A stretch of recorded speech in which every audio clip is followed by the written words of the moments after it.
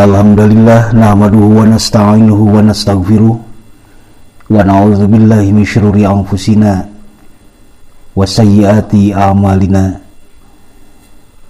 May yahdihillahu fahuwal muhtadi wa may yudlil falan tajida lahu waliyyan mursyida. Asyhadu an la ilaha illallah, asyhadu anna Muhammadan abduhu wa rasuluhu, amma ba'd. Rekan alumni 90 ikhwati iman rahimakumullah, untuk kajian singkat subuh hari ini kita akan bicara tentang sebuah misteri dalam rumah tangga yang seringkali kita terjebak dengan misteri tersebut. Padahal kita berkewajiban untuk membuka misteri tersebut adalah sebuah keniscayaan, perintah dari Allah Subhanahu wa taala melalui Rasulnya. Apakah misteri tersebut? Seperti yang dilontarkan sebuah pertanyaan dari Siti Aisyah kepada Rasulullah sallallahu alaihi wasallam.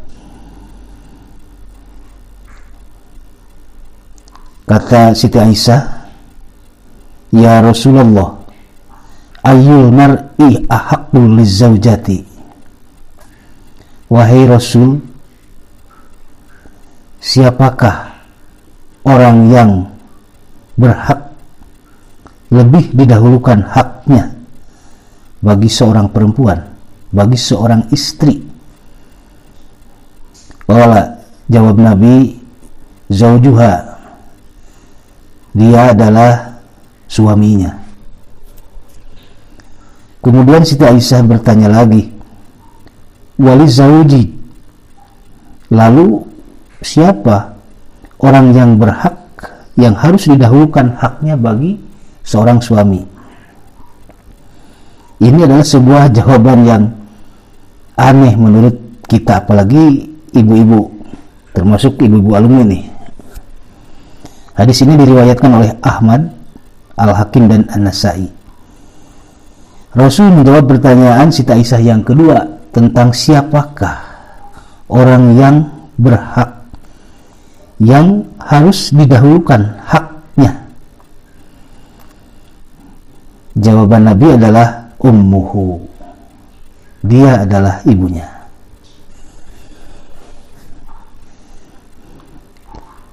Ini ada ketidaksesuaian dengan nalar kita, termasuk ibu-ibu tadi. Barangkali ibu-ibu sempat terbersit dalam pikirnya bahwa jawaban Nabi itu tidak seperti itu. Kalau seorang istri harus mendahulukan hak suaminya, kenapa seorang suami bahkan harus lebih mendahulukan hak untuk ibunya? Seyogianya menurut nalar kita bahwa adil jika istri mendahulukan hak suaminya dan suami mendahulukan hak istrinya. Tapi ternyata tidak demikian. Malah Nabi dengan tegas menyatakan ummuhu, untuk suami adalah ibunya. Ini yang disebut dengan matematika agama. Matematika agama itu berbeda dengan matematika kita. Meskipun matematika kita adalah ilmu pasti, 1 dibagi 2 itu hasilnya pasti setengah atau 0,5. 100 dibagi 2 itu 50. 100% dibagi 2 adalah 50%. Belum sempat terpikir dalam ingatan kita, benarkah hasil perhitungan dari kalkulasi tersebut? Itu hukum pasti. Tetapi matematika syariat berbicara lain. 1 dibagi 2 itu tetap satu. Itu matematika syariah. Seorang ibu melahirkan anaknya yang pertama, jika begitu sayangnya sama anak pertamanya itu, sehingga tak ayal cintanya itu 100% tercurah buat dia, anak pertamanya itu. Kemudian lahir anak yang kedua. Karena anaknya sudah bertambah dari sulung, kemudian datang yang kedua, maka menurut hitung-hitungan matematika kita, cinta yang 100% bagi sulung itu adalah otomatis terbagi menjadi dua. Yang asalnya 100% cintanya kepada anak sulungnya, sekarang menjadi berbagi dua. Artinya 50% untuk sulung dan 50% untuk anaknya yang kedua. Demikiankah? Sampai di sini barangkali kita, ikhwan, akhwat, alumni, bisa serta-merta menjawab, kok begitu hasilnya? Itulah matematika syariat. Artinya, matematika syariat menjawab bahwa cinta kepada anak sulung yang 100% itu tidak bisa terganggu dengan datangnya anak yang kedua, dan serta-merta menjadi nilainya 50-50, tapi tetap 100-100. Cinta kepada anak sulungnya 100, dan cinta kepada anak keduanya pun 100. Demikian matematika syariat menjawab. Maka dalam rumah tangga juga, ketika Nabi mengatakan kepada Siti Aisyah bahwa hak seorang istri untuk mencintai suaminya adalah hak yang pertama 100%. Seperti halnya seorang suami mencintai ibunya adalah 100%. Maka timbul pertanyaan, jika suami mencintai ibunya 100%, atau sebut suami mencintai istrinya 100%, kemudian tiba-tiba Allah memerintahkan agar ibunya harus lebih dicintai haknya daripada istrinya itu, maka kita berpikir bahwa cinta suami itu sekarang berbagi dua, bahkan kemudian berbagi tiga. Pertama kepada istrinya, kemudian kepada ibunya, lalu kepada anaknya. Bagi dua saja dulu.